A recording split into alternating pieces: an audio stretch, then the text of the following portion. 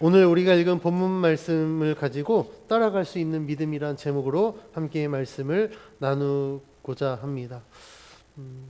예수님께서 진정한 제자도에 대해서 말씀하셨습니다. 예수님이 행하신 대로 행하는 자, 그리고 내가 너희를 사랑한 것 같이 너희가 서로 사랑하면 사람들이 너희가 내 제자인 줄 알 것이다 라고 말씀하셨습니다. 이 말씀을 마치고 난 이후에 오늘 본문에 베드로가 예수님께서 어디로 가시는지 물어봅니다. 이때 예수님은 베드로의 질문에 대해서 다음과 같이 말씀하시는데 36절 말씀을 다시 한번 봉독해 봅니다. 시작. 시몬 베드로가 이르되 주여 어디로 가시나이까? 예수께서 대답하시되 내가 가는 곳에 내가 지금은 따라올 수 없으나 후에는 따라오리라. 아멘. 예수님은 베드로의 질문에 그가 원하는 답을 하지 않으십니다. 그러니까 어디로 가십니까? 라고 물어봤을 때 내가 어디로 가겠다라고 말씀하지 않으십니다. 왜냐하면 예수님이 어디로 가시는지 그리고 무엇을 위해서 자신을 희생하는지 베드로에게 이야기해도 베드로가 이해하지 못하기 때문에 그렇습니다.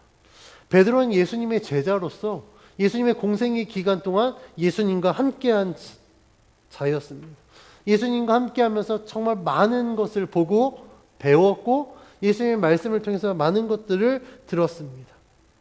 그럼에도 불구하고 베드로는요, 여전히 예수님이 하고 있는 이 사역을 다 이해하지 못하는 상황입니다. 그래서 복음서에서 예수님의 행동이나 그 말씀에 대해서 베드로뿐만 아니라 제자들을 늘 질문합니다. 그렇게 말씀하신 것이 무엇 때문입니까? 왜 이런 일들이 벌어졌습니까? 라고 제자들은 늘 이야기합니다.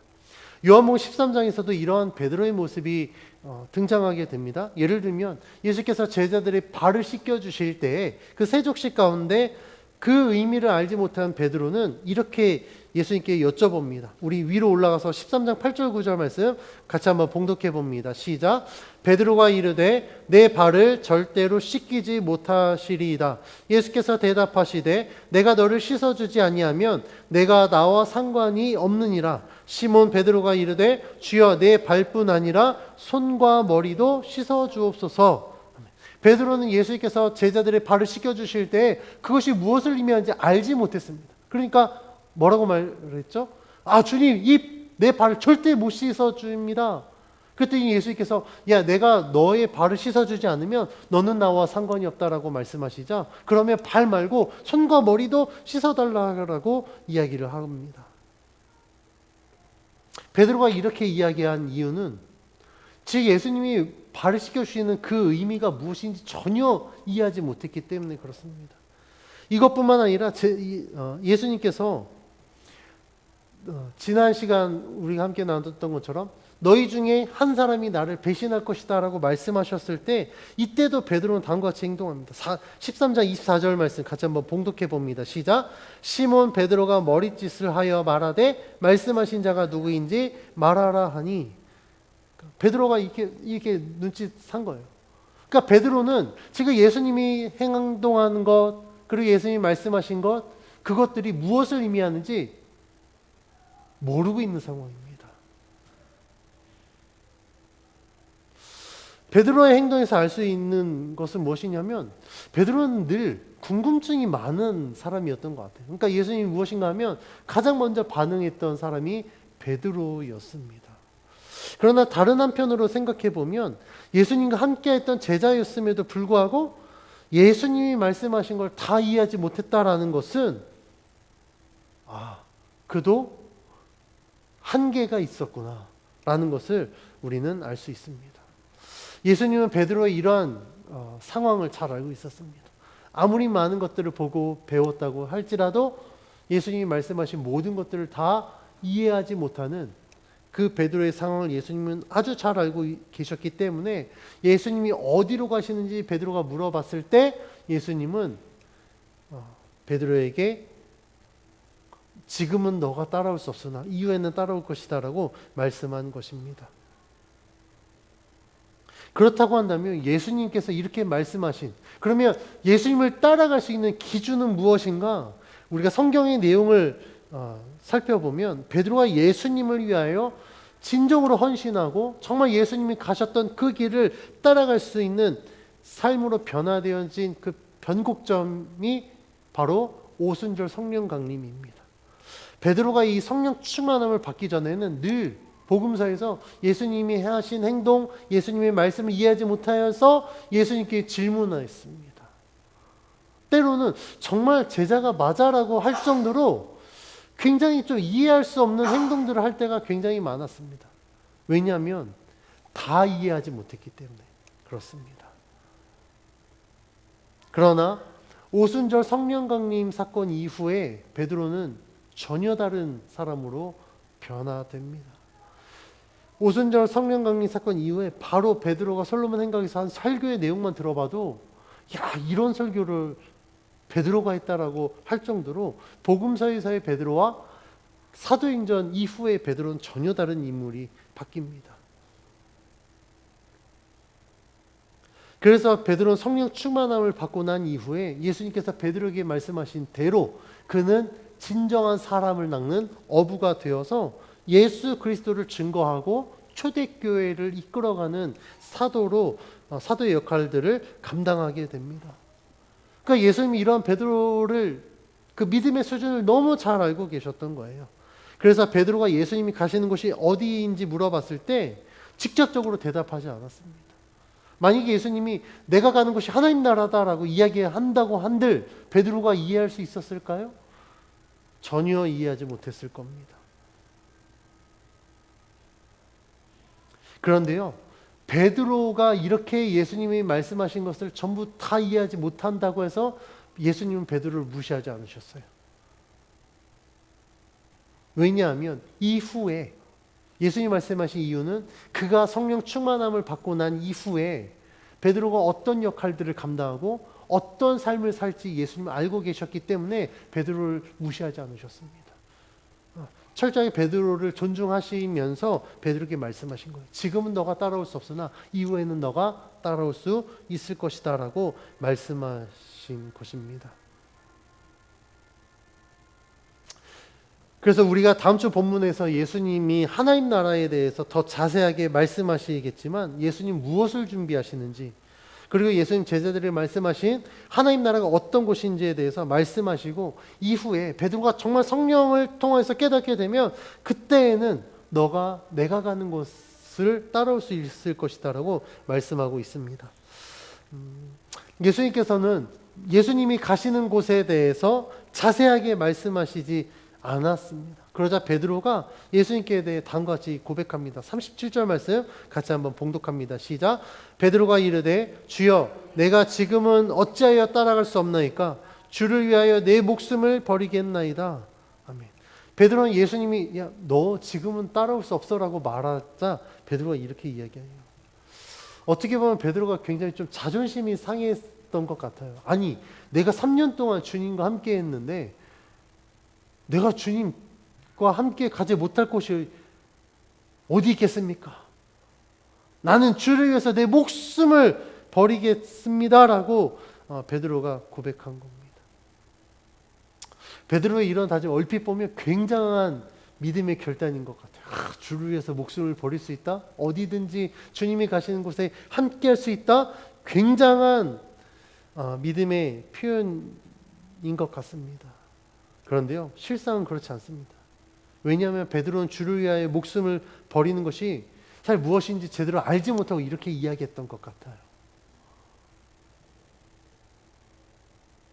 그런데 주를 위하여 모든 것을 할 수 있을 것 같은 고백은요, 베드로만 이런 고백을 하는 것이 아닙니다.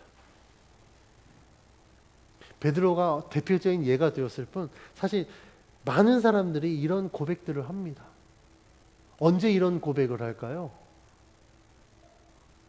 은혜가 충만했을 때, 정말 그 깊은 은혜 가운데 내가 들어가면, 그 은혜의 바닷속에 내가 풍덩 빠져 들어가면 정말 주를 위해서 내가 모든 것을 할 수 있을 것 같은 착각에 빠지게 됩니다. 막 그런 은혜를 받으면 내가 정말 주를 위해서 모든 걸 다 할 수 있을 것 같아요. 전 재산도 팔 수 있을 것 같고 내 인생을 주님을 위해서 바칠 수 있을 것 같고 주님이 명하시면 정말 아골골짝 빈들에도 복음 들고 갈 수 있을 것 같은 막 용기가 생겨납니다. 근데 진짜 그렇게 할 수 있을까요? 그렇게 살 수 있을까요? 제가 보니까요, 불가능합니다. 왜 불가능하냐면 그런 삶이 무슨 삶인지 몰라요. 모르고 그냥 일단 은혜가 충만하니까 내가 그렇게 살 수 있을 것 같다라는 아주 무모한 자신감을 가지고 그렇게 이야기한다라는 겁니다. 그럼 그렇게 결단했을 때 그들의 삶이 진짜 변했을까? 한동안은 그렇게 살려고 노력하는 것 같습니다. 왜냐면 내가 내뱉은 말이 있으니까. 책임감 강한 사람은요, 그렇게 살려고 노력합니다. 그런데 대부분의 사람은 중간에 포기합니다.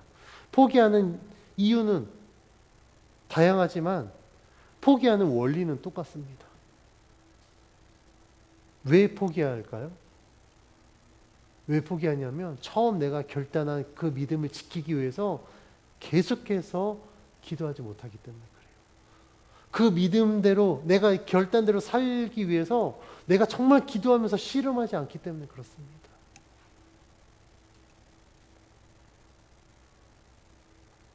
다시 말하면 그런 삶은요, 나의 의지로 가능한 것이 아니라 그런 삶은 정말 하나님이 인도하실 때 가능함에도 불구하고 그걸 알지 못하고 정말 은혜 받으면 내가 주를 위해서 내 모든 것들을 바치겠습니다라고 그렇게 결단한다라는 거예요.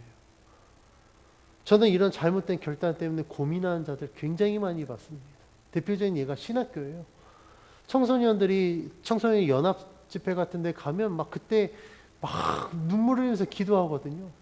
그러면 뭐 그렇게 애들이 이렇게 멜랑콜리할 때 막 그때 막 서원을 시켜요. 그럼 내가 선교사 되겠다, 막 하겠다. 그래서 갑자기 애들이 막 고1, 고2 갑자기 진로를 변경해서 막 신학교 가겠다 덤빕니다. 근데 신학교 와서 보니 자신이 없는 거예요. 그래서 제 신학교 동기들 중에도요, 자퇴한 친구들 많아요. 저는 자퇴한 친구들은 오히려 용기 있다고 봅니다. 근데 자퇴할 용기가 없어서 신학교 졸업했는데 할 수 있는 게 없는 거예요. 자신은 없고. 신학교로 안 가고 내가 주를 위해서 살겠다라고 막 서원한 사람들이 있습니다.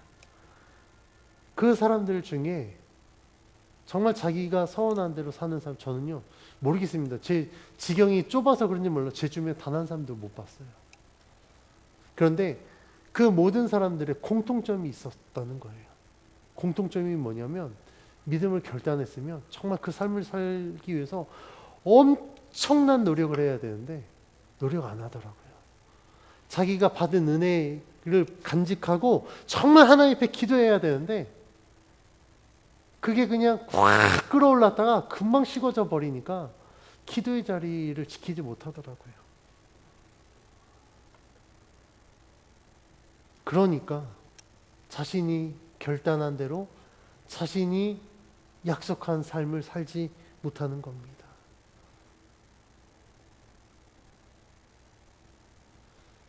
앞에서 말씀드린 것처럼 주를 위한 삶, 정말 주를 위해서 내 모든 것들을 내어드리는 삶은요, 내 의지로 완성될 수 없습니다. 그런 삶은요, 성령의 인도하심이 있어야 돼요. 성령이 우리를 지켜주셔야 됩니다. 그런데 대부분 사람들 은혜를 받으면 그 순간 내가 정말 모든 걸 다 할 수 있을 것이라는 착각 때문에, 허황된 확신 때문에 성령을 의지하지 않고 자신의 감정대로 판단하고 결정합니다. 그러면 왜 우리가 은혜를 받았을 때 성령을 의지해야 될까요? 이유는 은혜가 크면요, 그만큼 사탄의 유혹과 공격도 엄청나게 강합니다. 그러니까 그 은혜를 받으면 그 은혜를 지키기 위해서 우리가 더 기도해야 되는 거예요. 왜냐하면 무장해야지 그 사탄의 공격을 이겨낼 수 있거든요. 근데 은혜는 받았어요. 사탄이 제 은혜 강하게 받았다. 제 공격하려면 더 강하게 은혜 받기 전의 강도로서는 쟤를 넘어뜨릴 수 없어. 그러니까 은혜 받은 것 이상으로 공격해야 돼라고 막 사탄을 공격하고 있는데 우리는 그 공격에 대해서 전혀 대비가 되어지지 않으면 한 방에 그냥 무너질 수 있다라는 거예요. 그래서 우리가 은혜를 받으면 그 은혜를 지키기 위해서 기도해야 된다라는 겁니다. 이런 영적 원리를 알지 못하고 은혜를 받았다고 해서 무턱대고 주를 위해서 살겠다고 서원하면요, 그 삶은요 반드시 실패합니다. 그 실패하고 넘어져 끝나는 게 아니라 그 실패한 삶 속에 나는 안 되는구나라는 정죄함 속에 빠져들면서 받았던 그 전에 갖고 있었던 은혜마저도 다 먹어버린다는 거예요. 그러니까 실패 속에 나는 안 되겠구나. 그래서 어떤 사람은요 그냥 넘어진 것이 아니라 아예 신앙을 포기해 버리더라고요. 저는 그래서 이렇게 포기하고 정말 하나님 곁을 떠나는 사람들도 굉장히 많이 봤습니다. 얼마나 안타깝습니까? 저럴 거면 차라리 그 은혜를 안 받는 게 낫을 수도 있겠다라는 생각을 할 정도로 굉장히 안타까운 이런 상황들이 많이 벌어지게 됩니다. 오늘 본문에서도 베드로가 주를 위해 내가 목숨을 버리겠다라고 이야기하지만 사실 베드로가 정말 주를 위해서 목숨을 버리는 게 뭔지를 모르고 이렇게 이야기했던 것 같아요. 어찌 보면 아니 예수님, 내가 그래도 예수님 수제자인데 내가 주님을 못 따라가겠다고요? 자존심 상해서 그냥 남자니까 뭐 이렇게 내질렀었을지도 모르겠습니다. 그래서 이러한 베드로의 고백이 정말 성령의 이끌림을 받아 하나님 앞에 드린 믿음의 결단으로 한 고백이 아니라 정말 그 순간적인 어떤 자신의 그 감정에 이끌려서 한 고백일 수밖에 없는 것 같습니다. 그래서 이렇게 베드로가 고백했을 때 예수님이 뭐라고 대답한지 오늘 38절 말씀 같이 한번 봉독해 봅니다. 시작. 예수께서 대답하시되 내가 나를 위하여 내 목숨을 버리겠느냐? 내가 진실로 진실로 내게 이르노니 다 굴기 전에 내가 3번 나를 부인하리라. 아멘. 주를 위해 목숨을 버리겠다고 한 베드로를 향해서 예수님은 야 진짜야? 그래 역시 베드로밖에 없다라고 말씀하지 않으세요. 예수님 뭐라고 말씀하시면 다시 되묻습니다. 너가 나를 위해서 목숨을 버리겠다고? 예수님이 다시 되물어요. 그리고 예수님이 뭐라고 말씀하십니까? 너가 다 굴기 전에 나를 3번 부인할 것이다. 베드로의 결단과 예수님의 질문과 예수님의 이 예고는요 전혀 결이 다릅니다. 주를 위해서 헌신하겠다는 베드로에게 저 같으면 그 자리에서 그냥 안수기도 해줬을 것 같아요. 주님, 이 믿음의 고백이 현실로 이루어질 수 있도록 믿음을 더하여 주시옵소서. 얘가 정말 나를 부인할 수밖에 없는 연약한 인간인 거 아시죠? 그 연약함을 강하게 해달라고 저는 기도했을 것 같아요. 왜냐하면 저는 예수님이 아니니까. 근데 예수님은요 베드로에게 그렇게 이야기하십니다. 예수님이 이렇게 말씀하신 이유는요 현재 베드로의 믿음의 상태가 어느 정도, 그 믿음의 수준이 얼마만큼 되는지 예수님 너무나도 잘 알고 계셨기 때문에 예수님이 이렇게 말씀하십니다. 그런데 대단한 거는요 예수님 그렇게 말씀하시면서도 베드로를 정죄하지 않으셨다라는 거예요.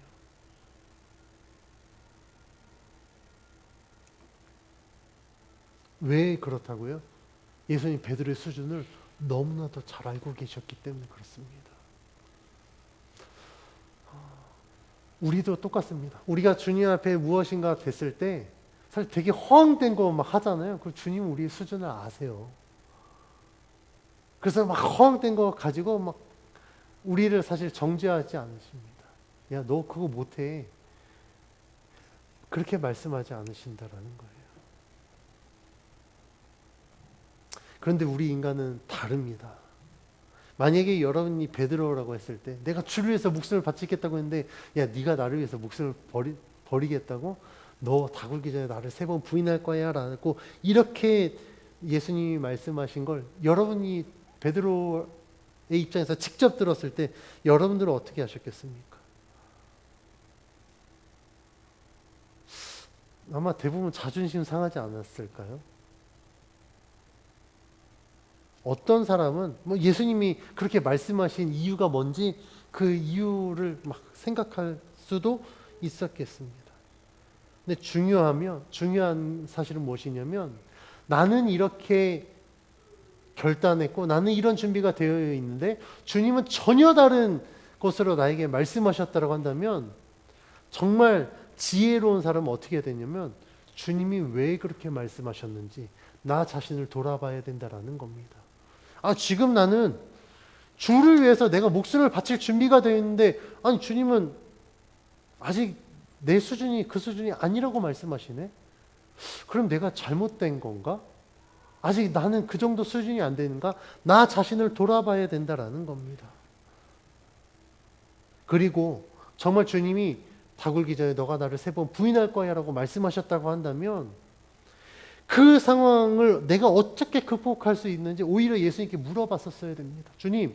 주님이 내가 3번 부인할 거라고 말씀하셨는데 만약에 그러면 주님 내가 그 상황이 됐을 때 어떻게 하면 내가 주님을 부인하지 않을 수 있겠습니까?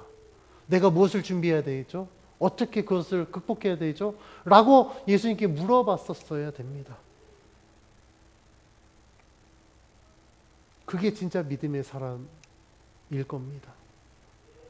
이러한 베드로의 상황을 우리들의 삶에 적용한다고 하면 우리는 얼마든지 언제든지 예수님을 부인할 준비가 되어 있는 존재라는 사실을 알아야 됩니다.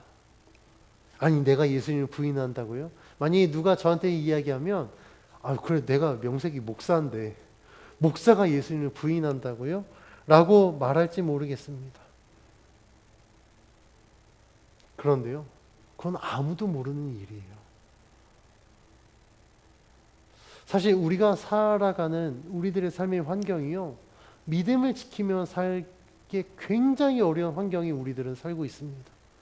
여러 가지 사회적 이슈들, 사탄의 유혹, 그리고 내 안에 해결되지 않은 죄의 쓴뿌리들, 내 마음을 늘 공격하고 있는 넘어뜨리는 근심과 염려들, 아니면 굉장히 중요한 내가 정말 늘 쫓겨 살 수밖에 없는 삶의 우선순위 앞자리에 있는 이 모든 것들이 끊임없이 우리의 믿음을 공격한다라는 겁니다. 내가 하나님께 집중하려고 할 때마다 이런 것들이 우리에게 찾아와서 하나님을 향한 우리들의 집중력을 흐트러뜨린다라는 거예요.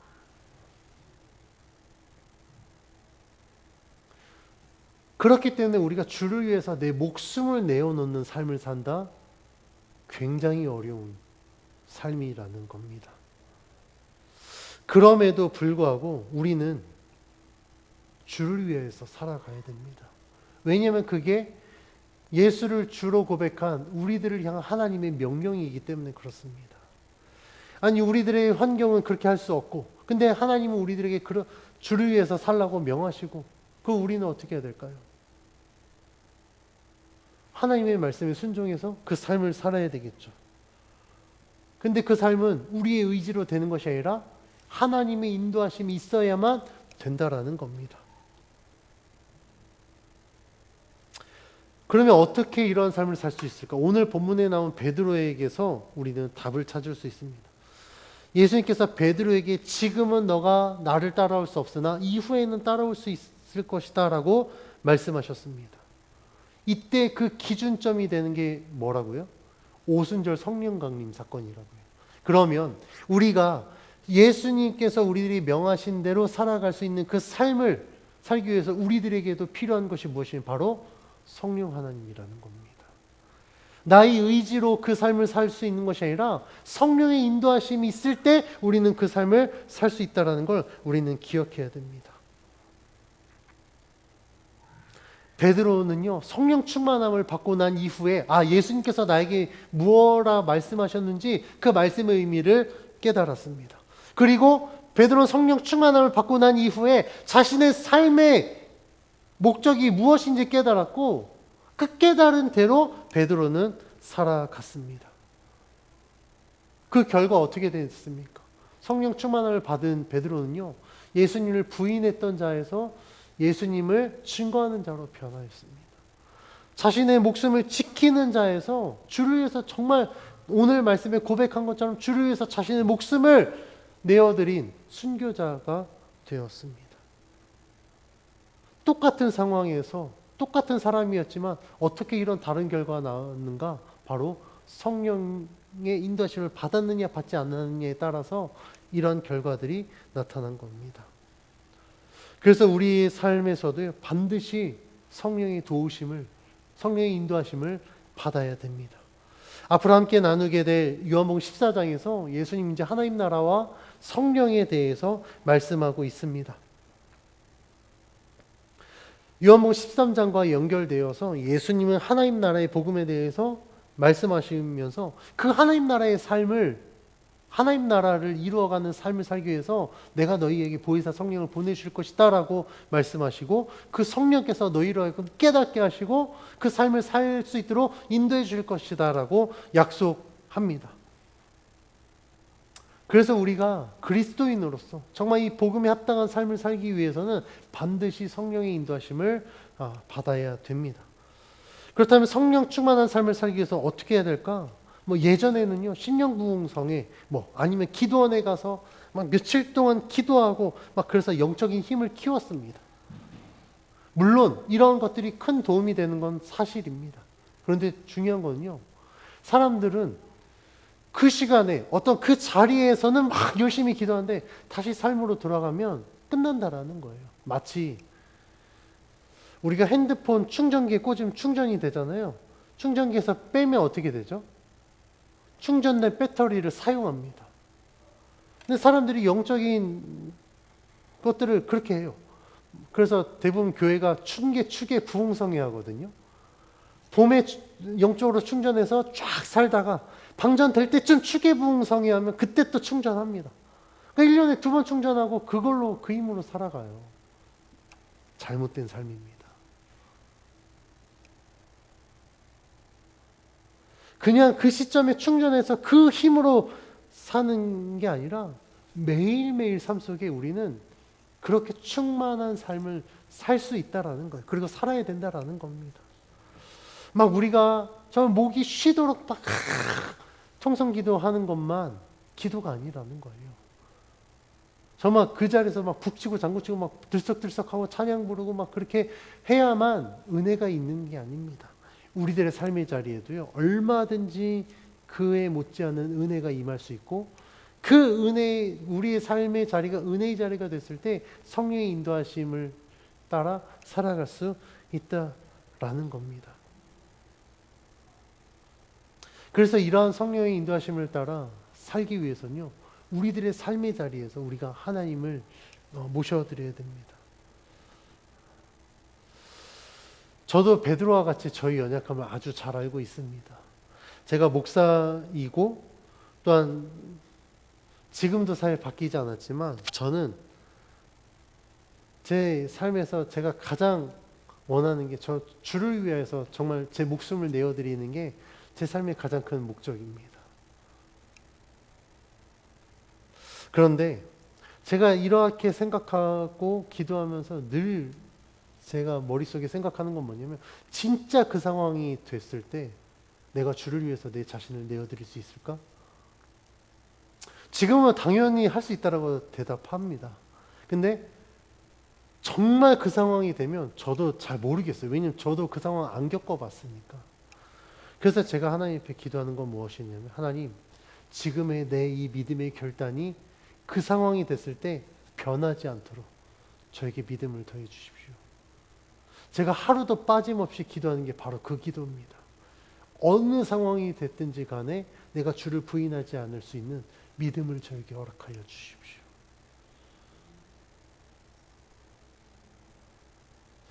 우리가 예수님을 믿고 정말 하나님 나라를 소망하는 그리스도인이라면 우리는 이렇게 준비된 자가 되어져야 됩니다. 매일매일 삶에서 내가 정말 주를 위해서 내 자신을 내어드릴 수 있는 준비가 되어야만 딱 그 상황이 됐을 때 우리가 정말 나 자신을 내어드릴 수 있습니다. 이렇게 준비하기 위해서는요, 우리가 반드시 겪어야 될 단계가 있습니다. 그것은 무엇이냐면, 현재 내 믿음의 상태가 어느 정도인가, 내 믿음의 수준이 어느 정도인지 우리의 믿음을 점검해 봐야 된다는 겁니다. 정말 내 믿음의 수준이 이 정도인데 베드로처럼 너무나도 허황되게 내가 주를 위해서 목숨 바치겠습니다, 바칠 수준이 아닌데, 깜이 되지 않는데 내가 주를 위해서 목숨 바치겠다? 될 수 없는 일입니다. 그래서 우리는 우리들의 믿음을 점검해 봐야 됩니다. 그러면 어떻게 하면 우리들의 믿음의 수준을 점검할 수 있을까? 저는 오늘 세 가지로 여러분들에게 권면할 겁니다. 먼저 첫 번째는요, 나의 삶의 목적이 어디에 있는지를 점검해야 됩니다. 내가 정말 믿음의 사람이라고 했는데 내 삶의 목적은 하나님이 아닌 나 자신을 위해서 살아가고 있다. 근데 내 믿음은 대단한 믿음이다라고 말하고 있다. 이 사람은요, 잘못된 거예요. 정말 온전한 믿음은요, 내 삶의 목적이 나를 위한 삶이 아니라 주를 위한 삶으로 살아갑니다. 이러한 삶이 복음서에서는 뭐라고 말씀하고 있냐면 하나님 나라와 의를 구하는 삶이라고 말씀합니다. 나는 믿음의 사람이야 라고 이야기하면서 삶의 목적은 맨날 무엇을 먹을까, 입을까, 마실까? 이걸 염려하고 있습니다. 이게 믿음이라고 말할 수 있을까요? 아닙니다. 진짜 믿음은요, 먹고 마시고 입고 거주하고 이 모든 것 다 하나님께 맡겨드리고 주님이 우리들에게 말씀하신 것처럼 정말 하나님 나라와 의를 위해서 어떻게 살아갈 수 있을지 그것들을 고민할 때 이런 삶이 진정한 믿음의 삶이 될 수 있습니다. 두 번째는요, 내 삶에서 어떤 열매가 맺어지는지 우리들의 삶의 열매를 점검해 봐야 됩니다. 내가 정말 믿음의 삶이라고 이야기했는데 열매는 전혀 다른 열매를 맺어지고 있다고 한다면 여러분들은 믿음의 삶을 못 살고 있는 거예요. 사과나무라고 심었는데 그 나무에서 포도가 열린다. 이 나무를 뭐라고 얘기해야 될까요? 포도나무라고 이야기하는 게 정상이에요. 근데 나는 사과나무라고 사왔고 사과나무를 심었어. 포도 열매를 맺고 있는데 계속해서 나는 이 나무가 사과나무야라고 이야기한다면 이 사람 정상일까요? 지극히 비정상이겠죠.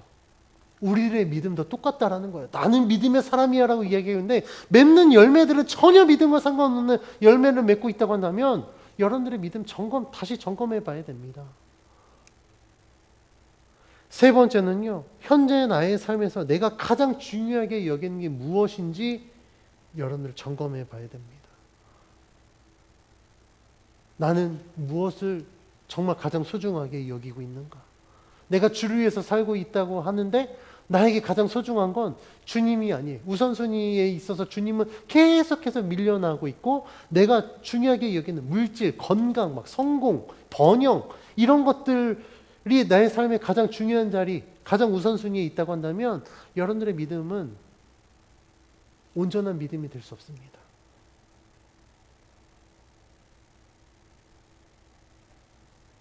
그래서 우리들이 정말 온전한 믿음의 삶을 살기를 원한다면 지금 내 삶에서 나에게 가장 중요한 것이 무엇인지 우리는 그것을 점검하고 그것을 통하여서 내 믿음이 어떤 믿음인가, 정말 나는 주를 위한 삶을 살 준비가 되어 있는가 점검해 봐야 됩니다.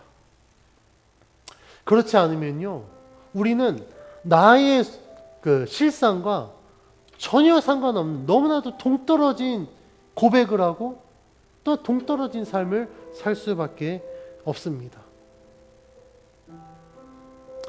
이러한 오류를 범하지 않기 위해서는요, 우리가 온전한 믿음을 가져야 됩니다. 그래서 예수 그리스도를 믿는 성도는요, 예수님을 따라갈 수 있는 믿음을 가져야 됩니다. 그 믿음은 성령 충만함을 통해 완성됩니다. 하나님의 말씀을 통해 순종할 수 있는 삶, 내가 정말 주님이 가신 그 길을 따라가는 삶, 하나님 나라의 복음을 이루는 삶, 세상 가운데 나아갔을 때 빛과 소금의 역할을 감당할 수 있는 그 삶은 오직 성령을 통하여 이룰 수 있다라는 겁니다. 하지만 많은 사람이요, 성령이 아닌 다른 것으로 이런 삶을 완성하려고 합니다. 어떤 성경적인 지식으로 완성하려고 하고 자신이 갖고 있는 능력으로 완성하려고 하지만 그런 삶은요, 세상의 것으로 이루어질 수 없습니다. 나의 의지로 이룰 수 있는 것이 아니에요. 이런 삶은 오직 성령을 통해서 완성될 수 있습니다. 그래서 우리가 온전한 믿음을 가지고 그 성령을 우리들의 삶 속에 초청해야 됩니다. 나는 할 수 없으나 성령께서 나의 삶을 인도하여 주실 때 하나님, 내가 주를 위한 삶을 살 수 있습니다.